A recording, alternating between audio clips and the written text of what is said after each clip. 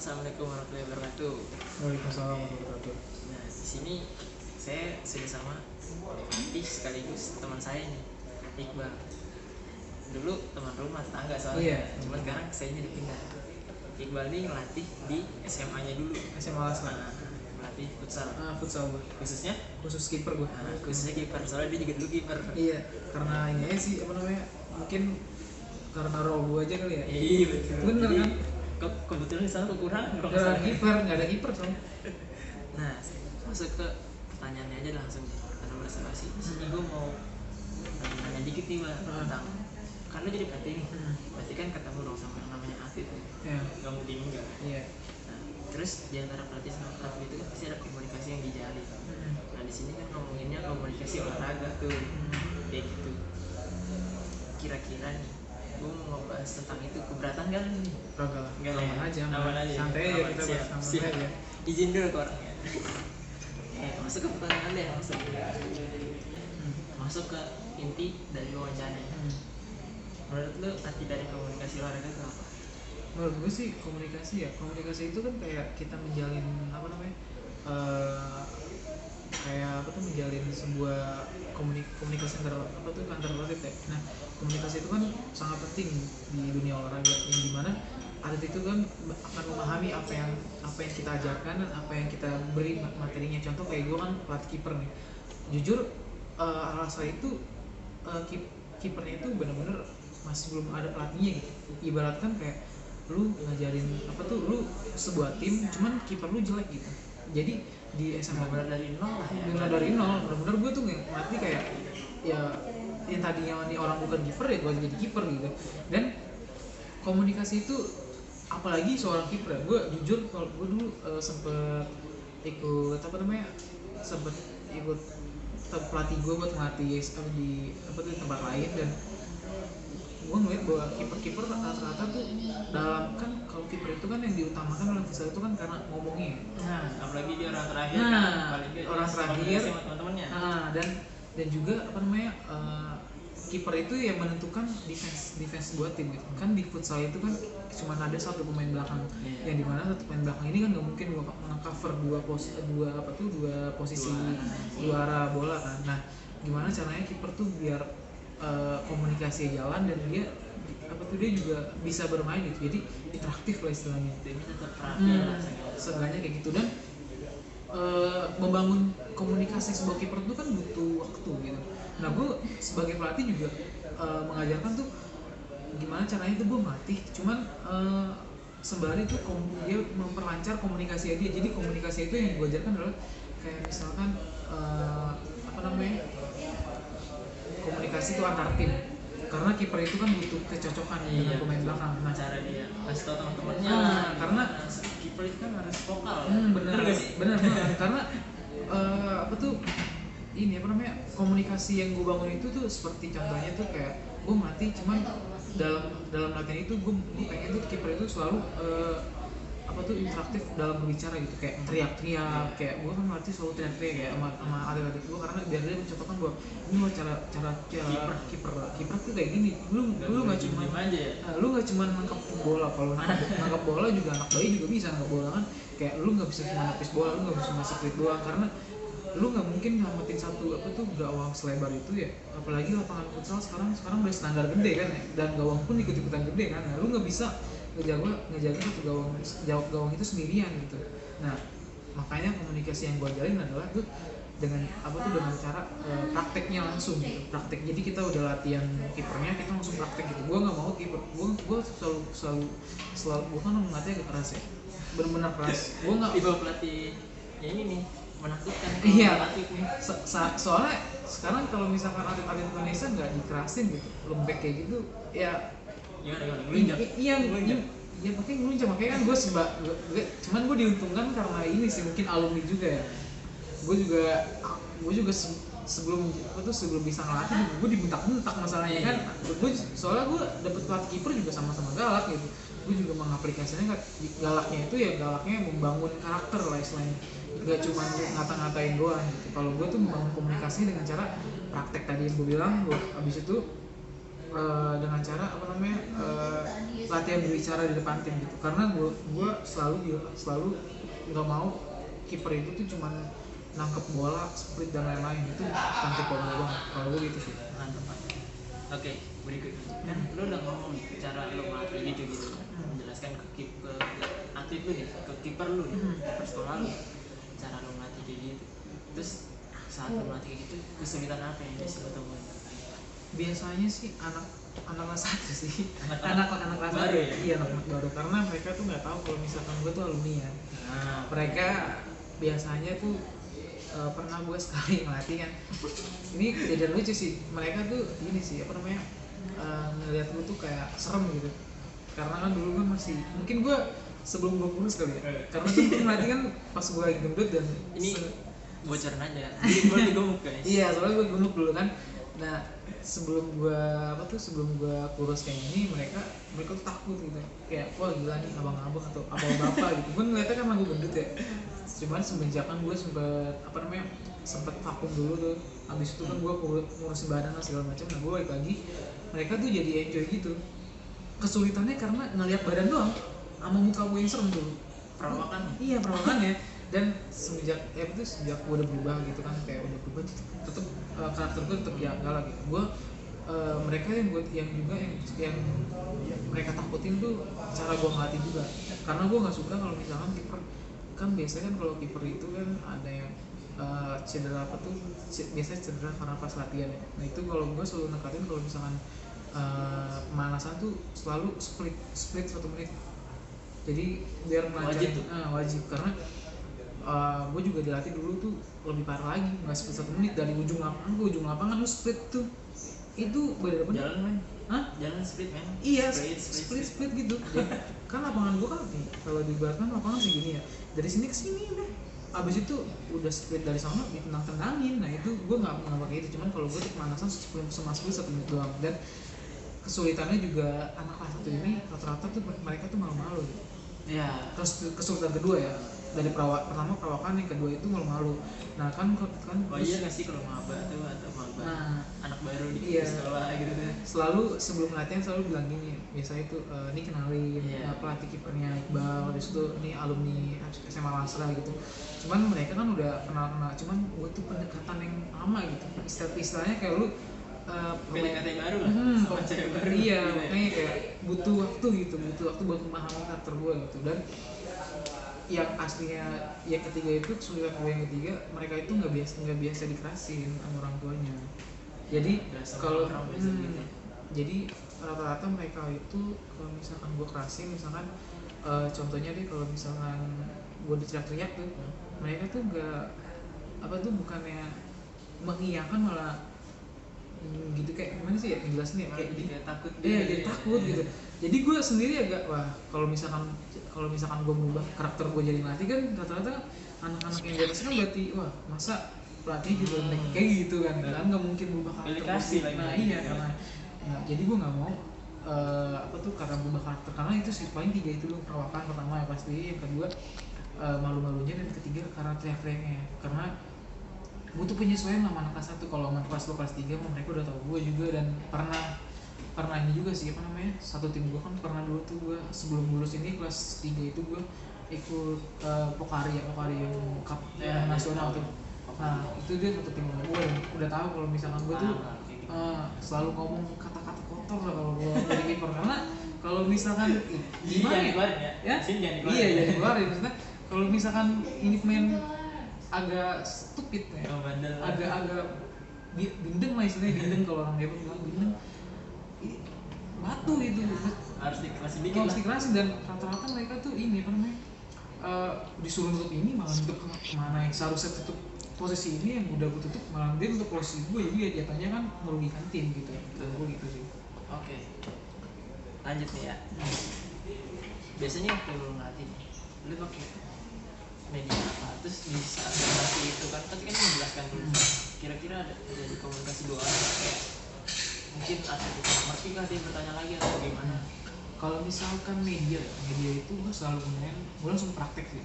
Gue nggak banyak jelasin, contohin gitu. Nah langsung gue contohin, karena gini loh, kalau misalkan kita nggak jelasin belum tentu orang yang kita jelasin paham. ya karena misalkan gue ngejelasin nih ke misalkan kasih A nih, bahwa tuh kiper tuh bla bla bla bla bla bla bla, bahwa tuh kiper tuh bla bla bla bla bla, mana nanti jatuhnya, hah gue nggak paham gitu, hah gue nggak ngerti gitu, mendingan langsung praktek gitu. Maksudnya gue ngejelasin sambil demonstrasi. Jadi gue sebagai bahan contoh. Jadi nggak mungkin dong misalkan misalkan lu gue suruh nih, lu kan nggak tahu apa nih, ya coba lu submit, nggak mungkin dong, misalkan jangan dong. Makanya kan nggak usah kan, nggak bisa kan. Nah jadi gue contohin dulu split itu kayak gimana. Kalau misalkan baru awal-awal istilahnya kayak baru awal-awal split gitu, baru awal-awal latihan split tuh kiper kayak baru gitu. Kiper baru kayak gimana sih bang split, ntar gue peragakin pertama tuh kayak gini pelan-pelan. Habis itu yang kedua itu ada sih komunikasi dua arah. Kan anak kelas 1 ini kan rata-rata kan mereka kan pada nggak ngerti karakter gue ya. Maksudnya mereka itu rata-rata itu selalu menanyakan lah kayak gimana sih tanya jawab kan gitu. bukan sih tanya jawab dan sharing antara angkatan juga antara kelas 3 dan kelas 2 mengenai pelatih gitu. Mereka tuh biasanya menanyakan hal-hal kayak Bang Iqbal tuh kayak gimana sih cara melatih ya gitu, kenapa sih keras gitu, kenapa sih latihannya tuh memperbanyak praktek dibandingkan penjelasan gitu. Karena ada juga sih orang yang mengkritik gue cara melatih karena banyak praktek dan kan nggak semuanya bisa terima ya. Iya makanya dan rata-rata kan gue bukan yang nggak mau ngejelasin, kan tadi gue bilang gue bukan yang nggak mau ngejelasin karena menurut gue lebih baik praktek langsung gitu. Karena gue sendiri tuh gak pernah dijelasin bagaimana cara nangkap bola gitu, langsung aja praktekin. Karena pelatih gue jujur aja nih, kalau misalnya pelatih SMA gue dulu nih sebelum gue pas gue latihan kiper tuh gue nggak ada pelatih kiper dulu sebelumnya, karena kan gue pasti sih ada lu tau kan yang pelatih kiper sebelumnya kayak gimana. Itu gue latihan tuh udah kayak tentara benar-benar fisik dulu dan tuh nggak ada pelatih kiper. Nah gue baru ada pelatih kiper itu pas gue ngurus doang. Nah mereka tuh ibaratkan tuh ya memang langsung praktek gitu, rata-rata udah langsung praktek aja gitu, nggak usah ada penjelasan kayak udah pasti udah tahu kan kiper tuh kayak gimana. Paling kalau misalkan ada penjelasan nanti di ending gitu memberikan motivasi sih, evaluasi dan juga tips bagaimana caranya seorang kiper tuh nggak cuman gerakan-gerakannya aja, refleksnya aja yang dikembangkan, tetapi mentalnya juga. Karena gue tuh karena jujur ya mental seorang kiper tuh harus kuat gitu. Jadi nggak bisa nanti kompetisi asli ya. Iya karena yang penonton kan di belakang ya. Kita kan nggak tahu kalau ada penonton musuh penonton kita ya. Bayangin kalau misalnya penonton musuh di belakang kita, pasti kan dikata-katain, tekanan. Emang jujur sih kalau jadi kiper itu tekanannya yang tinggi sih, yang dimana seharusnya kan kadang-kadang kalau misalkan meskipun supporter kita sendiri ya, coba kalau misalkan kita buat blunder itu mental kita harus kuat. Kalau misalkan kita nggak kuat ya itu kan pasti menjadi bumerang juga buat kita. Nah itu gue latih juga mental, dan mental kiper itu berbeda ya dengan pemain lainnya. Gue selalu membedakan porsi. Meskipun gue latih kiper, gue juga sempat melatih mental para pemain yang lain-lainnya ya. Karena jujur-jujurannya kalau misalkan mental pemain lain kan kalau misalkan mereka buat kesalahan masih bisa diperbaiki ya. Kalau mental kiper nih, lu buat 100 save sekalipun ya, kalau misalkan lu sekali salah dilupain men. Itu benar-benar kayak itu ngedon banget dan bakal ngejatuhin istilahnya karirnya dia ya, karir dia sebagai penjaga gawang. Kalau gue sih gitu. Oke. Pertanyaan terakhir nih Bang. Boleh. Gimana rasanya komunikasi sama atlet? Kan ini biasanya lu nih yang jadi sekarang lu jadi pelatih nih, lu yang ngejelasin ke atlet lu. Biasanya lu yang ngejelasin, sekarang lu yang ngejelasin. Gimana tuh? Awal-awalnya sih gue bukan pelatih ya, gue tuh masih istilahnya kayak anak baru gitu. Gue membangun karakter gue tuh dengan cara dibantu gitu sama pelatih gue dulu. Dan gue jujur ya, karakter gue tuh dulu nggak keras dulu tuh bener-bener gue lunak dan istilahnya tuh teman-teman, gue manggil teman-teman ya, karena gue nganggep gue sebagai pelatih, bukan nganggep gue sebagai mentang-mentang gue ating yang punya kuasa. Gue nggak kayak gitu, dan gue membangun lebih ke friendly aja, kayak yaudah lu kayak bukan kayak pelatih, kayak antar temen ngajarin temen istilahnya gitu. Nah cuman beda halnya dengan anak kelas 1 gitu. Dan gue pengalaman gue sebagai pelatih itu apa tuh berbagai pengalaman sih yang udah gue apa tuh yang udah gue kasih yang diberikan ke pelatih gue awalnya ya. Bagaimana caranya berkomunikasi dengan atlet, bagaimana caranya berbaur dengan teman-teman yang lain, bagaimana caranya menyampaikan materi yang kita udah siapkan, bagaimana cara kita berbagi pengalaman, experience misalnya. Karena yang dibutuhkan atlet itu bukan cuma materi kayak teori kan cuma teori dan praktek, cuman pengalaman experience-nya. Karena mereka tuh ingin tahu gitu, gimana sih rasanya menjadi penjaga gawang yang baik gitu. Menjadi bagaimana sih caranya mengatur apa tuh kegugupan kita di depan di bawah misal gawang gitu. Nah mereka tuh banyakan tuh karena mereka bertanya hal aneh itu ya, istilahnya gue sebagai pelatih menyesuaikan lah apa yang mereka bicarakan, apa yang mereka minta gitu ya, gue pergi dan gue jelaskan sesuai dengan kompetensi gue lah, istilahnya kayak bobot gue, istilahnya tuh kayak apa ya, porsi yang gue tahu yang pas lah istilahnya. Nah jadi selama gue melatih juga, gue baru melatih sekitar setahun setengah lah istilahnya. Kayak gue melatih tuh dari kelas semester 4 kalau nggak salah, semester 4 sampai semester 6 gue udah skip semester 7 ini karena gue lagi skripsi ya. Nah pengalamannya juga semakin lama semakin menarik juga dan ini apa namanya ini juga sih semakin lama gue semakin mengerti akan apa tuh bagaimana atlet meminta gitu, dan seru juga bisa berbagi pengalaman dengan atlet kita dan berbaur dengan mereka. Dan gue juga ngerasain nih jadi pelatih kayak gimana. Yang awalnya gue dilatih sebagai kiper yang gue dibentak-bentak, cuma gue bukan sebagai misi balas dendam ya, bukan sebagai misi dendam, karena pelatih gue sempat bilang ke gue kayak gini, saya membentak-bentak kamu tuh bukan karena saya punya dendam pribadi dengan saya dulu, cuman saya minta kamu itu membangun karakter, membangun kamu sebagai atlet yang baik, membangun komunikasi dengan baik. Karena sebagai kiper itu bukan cuma tentang refleks, bukan tentang skill, bukan tentang cara kamu bermain, bukan tentang bagaimana kamu menghadapi bola, tetapi bagaimana kamu mengatur posisi pemain belakang kamu, tim yang lain. Karena mereka tuh cuma punya 2 mata kan yang bisa mereka lihat gitu. Sedangkan kamu bisa melihat seluruh lapangan gitu.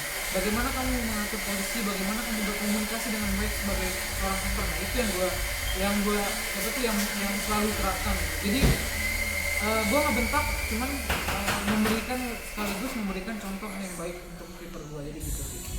Jadi setelah dari wawancara ini bisa disimpulkan ya, Iqbal ini sebenarnya pelatih yang awalnya itu juga ngebangun karakter dulu. Iya, bangun karakter dulu ya. Habis itu baru berbaur dulu ya, mencoba menjalaninya secara perlahan, kemudian sudah menemukan karakter apa kira-kira yang bakal dia terapkan selama pelatih nanti. Terus di sini juga dia melatih bukan cuma kayak melatih skill pemain, cuma dia juga sempat membantu mental motivasi juga. Posisi yang melatih ini kan kiper. Iya, ini posisi spesial kasih di lapangan. Iya, parah banget. Memang kan kalau lu sebagai pemain, lu pasti nyaman kan punya kiper bagus kan? Betul. Dengan tenang gak sih? Tenang. Nah. Lu ibaratkan, misalkan gue jadi striker, gue punya kiper jelek nih, anjing. Jadi gue mikirnya, iya bener. Jadi gue mikirnya gimana? Aduh gimana caranya gue nyetak gol banyak soalnya kiper gue bego gitu, penting lagi gitu kan? Iya, kayak gitu. Nah, gue membangun kepercayaan dulu buat tim gue nih kiper bagus dong. Lu harus memberikan kepercayaan mereka dulu. Kalau misalkan tim ini aja nggak percaya sama dia, gimana mau bermain?